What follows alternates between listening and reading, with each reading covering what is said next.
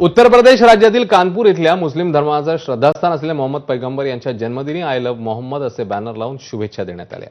या प्रकरणी 25 तरुणांवर उत्तर प्रदेश सरकारने खोटे गुन्हे दाखल केल्याचा आरोप करण्यात येतोय। या घटनेच्या निषेधार्थ छत्रपती संभाजीनगरात शहरामध्ये आय लव्ह मोहम्मदचे बॅनर पाहायला मिळाले। रांजणगावसह शहरातल्या इतर भागात हे बॅनर लावण्यात आले। तिकडे भंडाऱ्यात देखील आय लव्ह मोहम्मदचे बॅनर पाहायला मिळतात।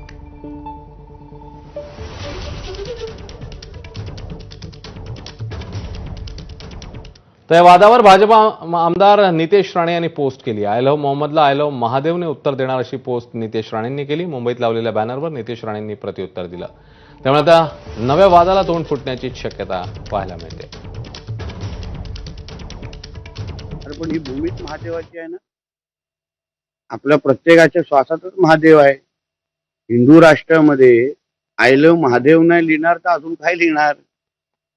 ही भूमीच महादेवाची आहे। M for Maharashtra, M for Mahadev, M for Mumbai आणि एम फॉर महादेव, तर स्पष्ट आहे। म्हणून आमच्या हिंदू राष्ट्रामध्ये आय लव्ह महादेवच चालणार।